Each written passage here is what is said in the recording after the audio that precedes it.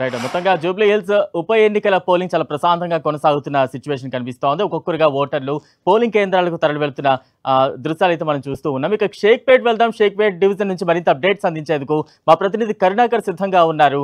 Right Karunakar, Shaikpet polling కేంద్రం వద్ద ఎటువంటి సిచ్యువేషన్ కనిపిస్తోంది?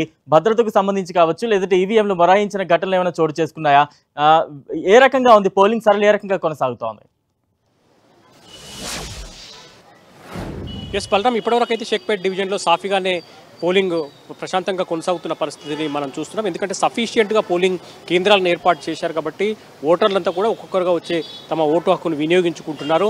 ఎక్కడ కూడా క్యూ లైన్లు కనిపించట్లేదు, సాఫీగా కొనసాగుతుంది. ఒక్కొక్కరుగా వస్తున్నారు, ఓటు వేస్తున్నారు, వెళ్ళిపోతున్నారు. మనం చూస్తున్నాం అక్కడక్కడ కొన్ని చోట్ల మాత్రం కొంత ఈవీఎంలు ఉదయం మొరాయించడం, మొదటి 2 గంటల్లో అక్కడక్కడ ఈవీఎంలు మొరాయించడం.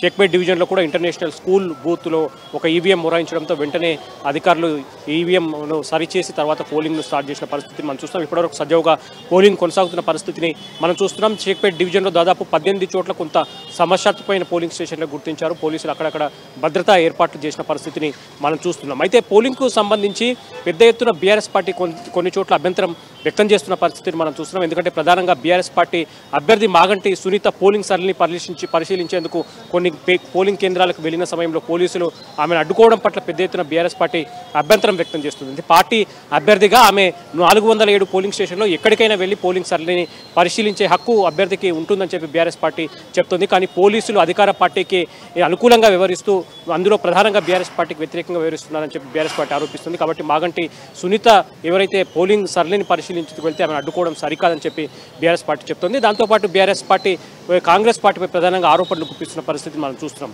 బోరబండ్లో కావచ్చు, ఎర్రగడ్డలో కావచ్చు, అటు రహమత్నగర్లో కావచ్చు పెద్ద ఎత్తున పరోక్షంగా ఇంకా అధికార పార్టీ నేతలు ప్రచారం నిర్వహిస్తున్నారు. అక్కడక్కడ అధికార పార్టీ సింబల్స్ ఉన్న టీషర్ట్స్ వేసుకోవడం కానీ, లేకపోతే బ్యాలెట్ పేపర్ మీద అధికార పార్టీ సీరియల్ నెంబర్ ఉన్న టీషర్ట్లు వేసుకొని ప్రచారం నిర్వహించడం కానీ, అక్కడక్కడ డబ్బులు పంచుతున్నారని చెప్పి స్థానికేతులైన నాయకులు ఎమ్మెల్సీ శంకర్ నాయక్ కావచ్చు, బీర్లా అయ్యలయ్య కావచ్చు, రామచంద్ర నాయక్ కావచ్చు, ఇటువంటి ముఖ్యమైన నేతలంతా కూడా స్థానికేతులు వచ్చి ఇక్కడ పరోక్షంగా ప్రచారం నిర్వహిస్తున్నారు, డబ్బులు పంచుతున్నారని చెప్పి బీఆర్ఎస్ పార్టీ ఆరోపిస్తున్న పరిస్థితి మనం చూస్తున్నాం. కాబట్టి ఎన్నికల అధికారులకు ఫిర్యాదు చేసినా, పోలీసు ఉన్నతాధికారులకు ఫిర్యాదు చేసినా కూడా పట్టించుకోవట్లేదని చెప్పి బీఆర్ఎస్ పార్టీ ఆరోపిస్తున్న పరిస్థితి మనం చూస్తున్నాం. మొత్తం మీద ఇప్పటివరకు అయితే అక్కడక్కడ చిన్న ఎటువంటి ఆందోళనకల ఇబ్బందికర పరిస్థితులు మినహా పోలింగ్ మాత్రం ప్రశాంతంగా కొనసాగుతున్న పరిస్థితిని మనం చూస్తున్నాం. బలరాం, రైట్. అంటే మనం చూస్తూ ఉంటే పోలింగ్ కేంద్రాల దగ్గర కొంత మందకొడిగా అయితే సాగుతోంది. అందరూ ఎక్స్పెక్ట్ చేసింది బైపోల్ అన్నప్పటికీ ఓటింగ్ శాతం కొంత పెరిగే అవకాశాలు ఉంటాయంటూ కూడా అంచనాలు అయితే ఉన్నాయి. దానికి తగ్గట్టుగా అయితే పోలింగ్ సరళి కొంత తక్కువగా కనిపిస్తూ ఉన్న సిచ్యువేషన్. దానికి కారణాలు ఏంటి?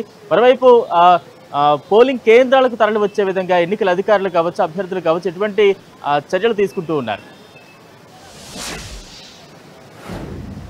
ఖచ్చితంగా పోలింగ్ శాతం మాత్రం గతంలో కంటే ఈసారి పెరుగుతుందని చెప్పి ఎన్నికల సంఘం చెప్తుంది, అధికారులు చెప్తున్నారు. ఇటు పార్టీలు, రాజకీయ పార్టీలు కూడా పోలింగ్ శాతాన్ని పెంచేందుకు ఎన్నికల ప్రచారంలో భాగంగా అన్ని పార్టీలు కూడా తమ వంతు ప్రయత్నం చేశాయి. ప్రతి ఓటర్ను కలిసి ఖచ్చితంగా ఓటు హక్కు వినియోగించుకోవాలని చెప్పే ప్రయత్నం చేశాయి. ఖచ్చితంగా మనం చూసాం 2009లో జూబ్లీహిల్స్ నియోజకవర్గం ఏర్పడ్డప్పటి నుంచి మొదలు పెడితే 50% ఎప్పుడు కూడా మించి పోలింగ్ జరగలేదు. కానీ ఈసారి ఖచ్చితంగా 60% టచ్ చేయొచ్చని ఎన్నికల సంఘం చెప్తున్న పరిస్థితిని మనం చూస్తున్నాం. ఇక పోలింగ్ మందకోడిగా కొనసాగుతుంది అంటే ఈసారి కొంత పోలింగ్ కేంద్రాలను ఎక్కువగా ఏర్పాటు చేశారు. 139 ప్రాంతాల్లో దాదాపు 407 పోలింగ్ కేంద్రాలను ఏర్పాటు చేశారు. అంటే ఒక్కొక్క పోలింగ్ కేంద్రంలో 1000 మంది కంటే తక్కువే ఓటర్లు ఓటు వేసుకునే విధంగా వెసులుబాటు కల్పించారు.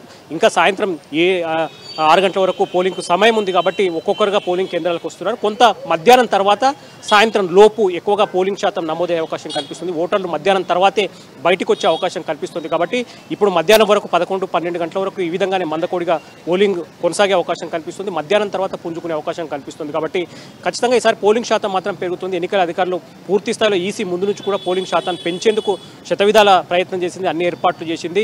దాంతోపాటు ఇది బైపోల్ ప్రత్యేకంగా జరుగుతున్న ఉప ఎన్నిక, అది కూడా హైదరాబాద్లో ఒకే నియోజకవర్గం జరుగుతుంది. కాబట్టి ఖచ్చితంగా ఈసారి పోలింగ్ శాతం 60% టచ్ చేయొచ్చని చెప్పి ఎన్నికల అధికారులు కావచ్చు, రాజకీయ పార్టీలు కూడా ఆశిస్తున్న పరిస్థితిని మనం చూస్తున్నాం, ఎక్స్పెక్ట్ చేస్తున్న పరిస్థితి చూస్తున్నాం. Balaram, right. Thank you Karunakar.